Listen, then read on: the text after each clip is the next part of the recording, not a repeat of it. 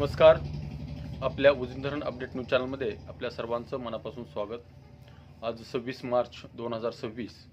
आज सकाळी उजनी धरणाची काय स्थिती आहे, उजनी धरणातून सध्याला कोणत्या योजनेतून किती पाणी चालू आहे आणि उजनी धरणाची टक्केवारी कितीपर्यंत खाली घसरलेली आहे आणि बाष्पीभवनाचा वेग कितीपर्यंत वाढलेला आहे याची आपण सविस्तर माहिती घेणार आहोत.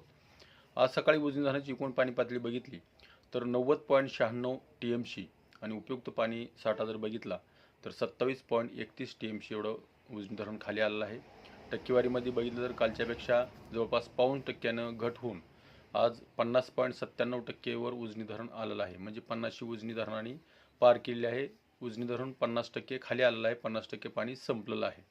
सध्याला सिनामाडा उपसा सिंचनमधून 315 क्युसेक्स, दहेगाव उपसा सिंचनमधून 90 क्युसेक्स आणि बोगद्यातून 900 क्युसेक्स म्हणजेच भीमा सिना नदीमध्ये बोगद्याद्वारे सोडण्यात येणारं पाणी 900 क्युसेक्सनं सध्याला चालू आहे.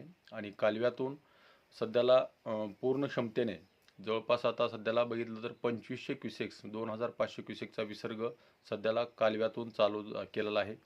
काल सकाळपर्यंत 23 क्युसेक्स होता, तो रात्री 7:30 वाजता 200 क्युसेक्सनं वाढ करून तो 2500 क्युसेक्स एवढा करण्यात आलेला आहे.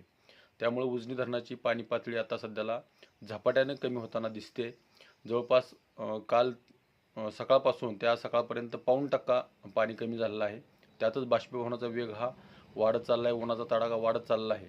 सध्याला 5.60 मिलीमीटर एवढा बाष्पीभवनाचा वेग आहे. त्यामुळे इथून पुढच्या काळामध्ये दररोज 1% एवढं पाणी कमी होण्याची शक्यता आहे.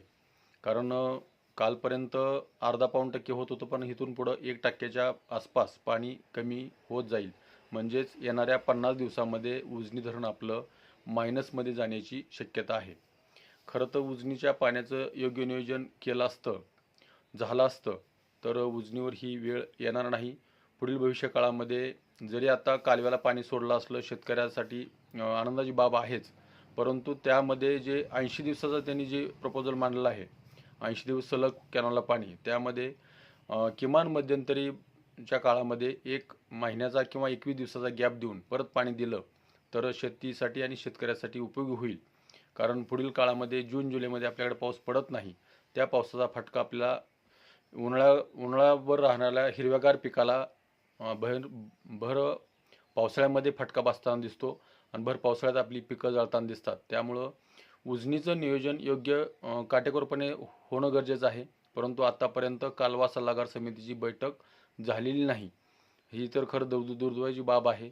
कारण उजनी धरणाचं नियोजन हे 15 ऑक्टोबरच्या आसपास व्हायला पाहिजे होतं, परंतु अद्यापपर्यंत मार्च उजडला तरी आणि उजनी धरणाच्या पाण्याचं नियोजन झालेलं नाही. आणि परत मायनसमध्ये धरण गेल्यानंतर कलेक्टर ऑफिसच्या ताब्यात पाणी साठा जातो. त्यामुळं पिण्यासाठी पाणी राखीव ठेवलं जातं.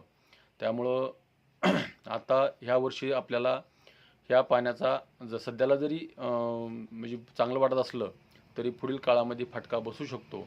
तर अशाच उजनीच्या ताज्या घडामोडीसाठी, ताज्या अपडेटसाठी आपल्या उजनी धरण अपडेट न्यूज चॅनलला लाईक करा, सबस्क्राईब करा, शेअर करा.